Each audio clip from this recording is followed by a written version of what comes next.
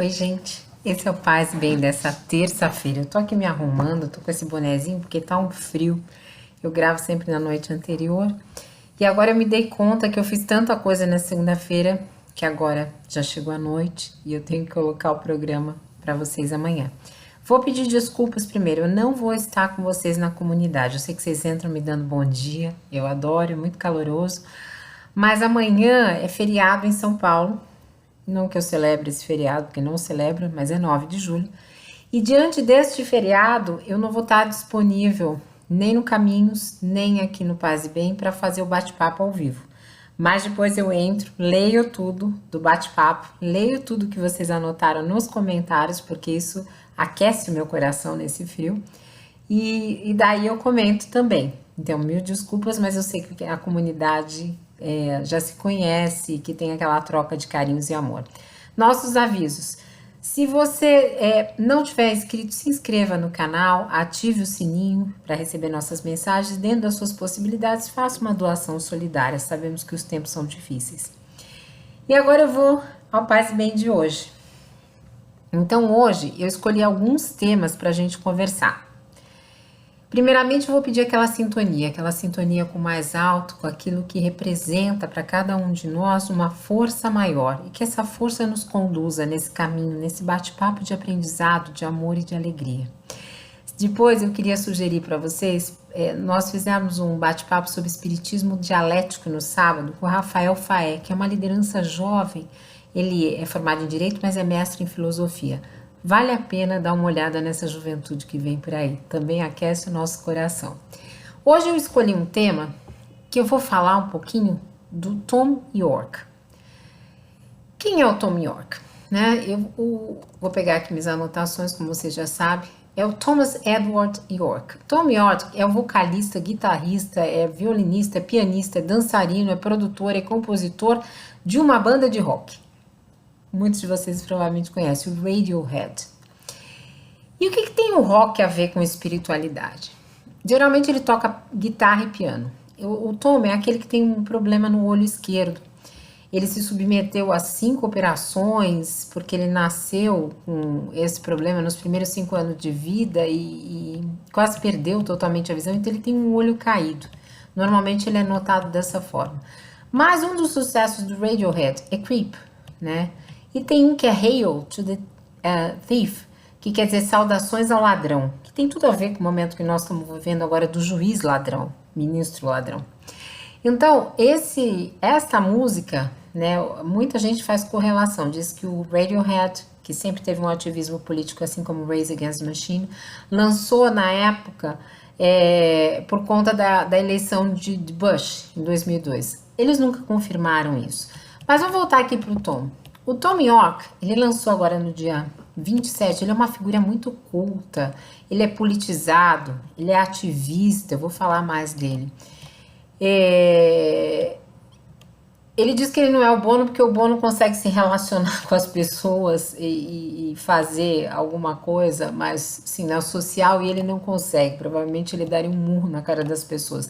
Nós não estamos aqui fazendo apologia da violência, pelo amor de Deus, muito pelo contrário.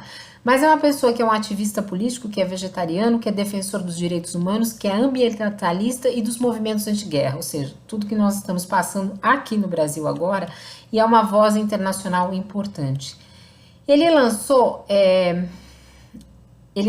um documentário, um curta, que se chama Ânima, Alma, por isso que eu trouxe isso aqui, e que muito me impressionou. Então eu fui buscar no histórico do Thom se ele tinha alguma relação com a religião, com a espiritualidade. O que eu consegui descobrir foi o seguinte: durante criança ele ia na igreja, mas ele achava muito chato, mas tinha liturgia, tinha aqueles métodos de adoração, e eu descobri que ele ia na igreja anglicana. Não estou dizendo, pelo amor de Deus, o Eduardo Henrique é um doce de criatura, que seja chato, nunca fui. Mas estou dizendo a percepção dele nas biografias que eu encontrei do Thom Yorke. E depois ele flertou um pouco com o budismo, não sei qual tipo de budismo, mas ele se considera ateu. Só que o Thom, quando ele lançou o Ânima aqui no Brasil, ele deu uma entrevista para um desses jornais aí da imprensa golpista. Eu vou colocar na biografia, mas não vou dizer o nome. E nesta entrevista ele diz assim: os políticos de direita são os palhaços. Que a gente está vendo, que de certa forma são palavras do Tom York. E uma vez a filha do Bush foi ao show dele, ele falou assim: olha, ainda bem que eu não soube, que eu só soube depois. E se qualquer pessoa dessas de direito usar uma das minhas músicas para fazer campanha, eu processo. Ele tem um genuíno interesse por clima, mas nesse ânima dele, o que vem desse ânima que me chamou muita atenção? Primeiro, um curta muito, muito artístico. Quem puder ver, tá numa dessas TVs aí que a gente assina por mês e vê todos os documentários da vida, mas eu também não vou fazer propaganda. Então, mas o que acontece? O Tom, ele sofreu por 2 anos de bloqueio criativo. E agora ele veio com o Anima e veio com um outro que se chama Suspiria, não chegou ainda no Brasil. Mas nesses 2 contextos, o que ele vai falar? Ele vai falar da ansiedade nesses 2 anos que ele não conseguiu produzir. E este Anima vem cheio de improvisos musicais, estéticos, improvisos corporais. Então ele vai expressando essa ansiedade num ambiente distópico. É isso que ele quer. E este ambiente de ansiedade, de distopia, nós estamos vivendo aqui. O Tom vai fazer essa produção com a sua namorada, que é uma atriz italiana chamada Dajana Roncioni. Se eu sei falar, deve ser Roncione, né? Mas eu não sei falar italiano. Eu sei falar algumas línguas, mas não sei italiano. E quem dirige é o Paul Thomas Anderson, que é um amigo de longa data, um cineasta super conhecido. Mas ali não tem diálogo, não tem poesia, porque uma coisa que o Tom York vai dizer é o seguinte: olha, eu queria sair da pressão de ter que fazer poesia, de ter que fazer letra. Então eu só queria música e dança, como uma coreografia de um belga fascinante, que é o Damien Jallet. E ali, por exemplo, no filme Suspiria, que eu não sei qual vai ser o nome no Brasil quando chegar, tem a dança do medo, que tem tudo a ver com esse momento que nós estamos vivendo, de incerteza, de ansiedade política, de medo. E os cenários são lindíssimos, da República Tcheca, mas o Tom, ele vai trazer muito esse contexto. Conforme eu fui vendo aquilo, eu fui lembrando uma dança espiritual, que eu vou falar daqui a pouco, por isso que eu tô ligando tudo isso com espiritualidade. Mas eu também fui lembrando de quadros que são muito comuns hoje em dia, que é a síndrome do burnout. Não estou dizendo que o Tom teve isso, porque eu não sou médico e nem poderia diagnosticar através de uma entrevista. De entrevistas que eu li dele e vi algumas na internet. Mas a síndrome de burnout, que já chegou a me pegar, e acho que recentemente, ou até agora, eu talvez ainda esteja num processo de burnout, é aquele desejo por alto desempenho que o portador acaba medindo a sua autoestima pela sua capacidade de realização e sucesso. A grosso modo, eu não sou psicóloga, eu tenho uma pós-graduação no exterior em psicologia, mas mais aplicada a contexto de trabalho. Mas o que acontece é que nessa síndrome de burnout, professores também estão muito, e profissionais de saúde estão muito próximos dessa síndrome, e no Brasil atual mais do que nunca, existe um sintoma variado, né? Muitas vezes dor de cabeça, tontura, tremor, sintomas gástricos, de sono, oscilação de humor, enfim, cada um vai ter aquilo que o seu organismo estiver mais propenso. Mas é resultante de um período de esforço excessivo, de muito trabalho, com pequena recuperação, e assim, discorda-se da natureza da síndrome, mas o importante é que ela esgota. E em tempos de crise, mais ainda, e talvez nós estivéssemos vivendo agora um burnout, que eu fiquei pensando, um burnout político, mas também um burnout, muitas vezes, espiritual. Porque as pessoas estão ficando tão cansadas de ver tanta política inadequada, tanta atitude e comportamento fora de qualquer coisa normal, tanta a carga de trabalho excessiva para conseguir empatar as contas, enfim, de lidar, tem um sentimento de frustração muito grande, de exaustão, de estresse, de incapacidade, que muitas vezes talvez nós estejamos lidando com o burnout do espírito, com o esgotamento das nossas potencialidades. E aí eu fui para o Livro dos Espíritos, que é a nossa referência dentro do espiritismo, né? Allan Kardec organizou e teve um método todo para isso. E aí já tem uma pergunta 471 que eles dizem assim: quando experimentamos uma sensação de angústia, de ansiedade indefinível ou de íntima insatisfação sem que conheçamos a causa, nós devemos atribuí-la unicamente à disposição física? E aí os espíritos respondem o seguinte: é quase sempre efeito de comunicações que inconscientemente entrais com os espíritos ou da que com eles estiveste durante o sono. E nós espíritas acreditamos nisso, acreditamos nessas relações, e essas relações dentro desse curta do ânima, elas ficam muito aparentes. Para um espírita que está assistindo aquilo, você tem a certeza que você está vendo uma relação espiritual, até da forma como é filmado, e o Tom vai dizer que muita coisa veio para ele durante o sono, então nada disso é por acaso. E essa questão do mundo, né, dos espíritos e da influência do mundo corporal, nós temos inclusive um programa, se não me engano, eu fiz com o Orfano, Caminhos do Espiritismo, eu indico aqui na bibliografia para quem quiser olhar. Então os espíritos, eles acabam nos atraindo, né, para essa questão do pensamento, tem uma força muito, muito grande. E daí, aqueles que são médiums, mais ainda. Agora nós estamos estudando o livro dos médiuns no Caminhos do Espiritismo. Então, nossa alma vai entrando nessa sincronicidade, se assim eu posso dizer, com os espíritos superiores, inferiores, e quando nós, dependendo dos espíritos que nós entramos em contato, nós vamos ter uma determinada manifestação das nossas ansiedades, dos nossos medos, né? A Dora Encontre, que é minha mestra, minha professora na pós-graduação e uma pessoa a quem eu sigo, uma intelectual brilhante, ela já esteve conosco aqui, ela nos diz o seguinte, que o espiritismo, ele é uma revolução de paradigma, no sentido que existe uma interferência do mundo espiritual na construção do pensamento humano. Há um diálogo, um constante debate de ideias entre encarnados e desencarnados que participam. E a doutrina vai ligando essas questões do conhecimento. Neste documentário, nesse curta, no Ânima, eu senti exatamente isso, através da dança, da música, eu senti a ansiedade, a dor, a beleza, tem uma hora que é uma hora de amor, tudo através da arte. Porque nós, com essa tecnociência, com a tecnologia, com a tecnoarte, né, que fala, muitas vezes nós ainda escondemos em todo esse mundo uma fragmentação nossa. Uma fragmentação onde existe muita solidão presente, que gera essa ansiedade.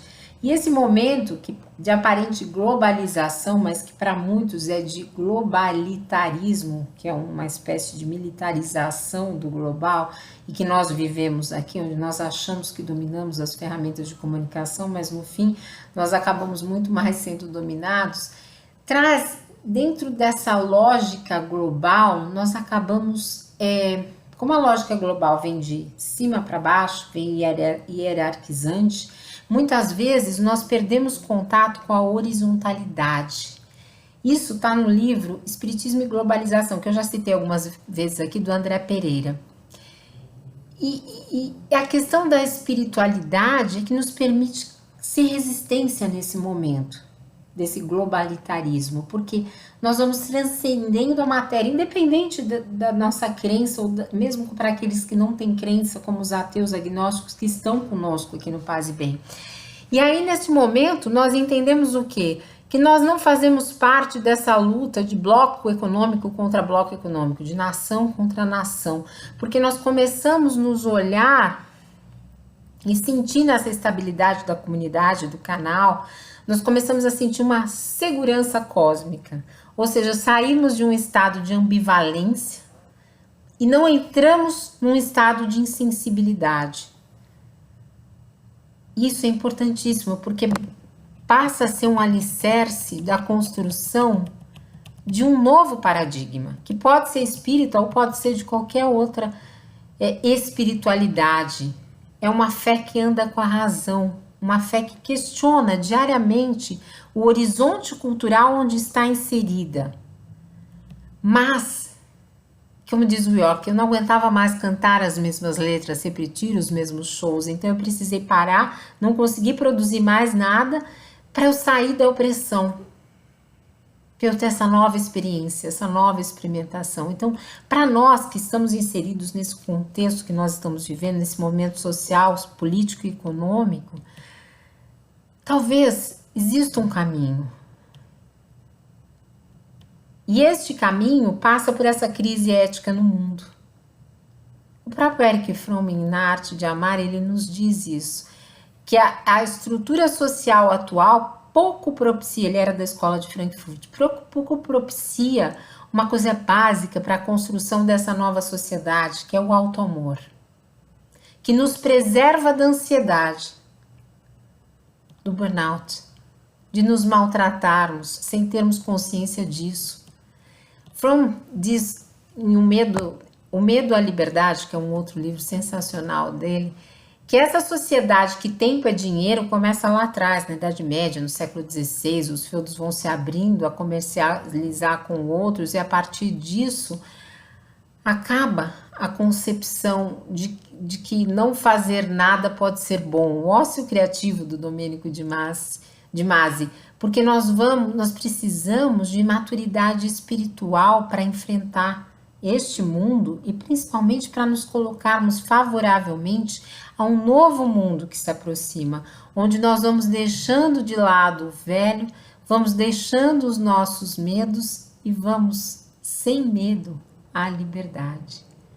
Para ter amor é preciso coragem. Para ter amor por nós mesmos, para ter amor pelos outros, nós precisamos nos entregar sem garantias, dar sem esperança, porque não sabemos se vamos receber, de que não sabemos se o nosso amor vai produzir um novo amor, mas encontrar essa ânima, não aquela ânima junguiana, que ainda existem restrições recentes sobre a figura de Jung, um dia eu falo sobre isso, mas aquela ânima que é a alma que ama num ato de fé. Aquele que se entrega como Lula se apresentou num ato de fé. Como Jesus na cruz que diz que sejamos perdoados por não sabermos o que fazemos. E no meio de tudo isso, outro dia eu vou falar mais para vocês, porque agora deixa eu só ver meu tempo aqui, eu já estou quase estourando. Eu encontrei um texto, na verdade me indicaram no meu grupo Filosofia em Movimento, tem a Tati, uma moça que é brilhante, tem várias, o grupo é brilhante, mas a Tati é uma das que mais escreve e lê e produz lá dentro.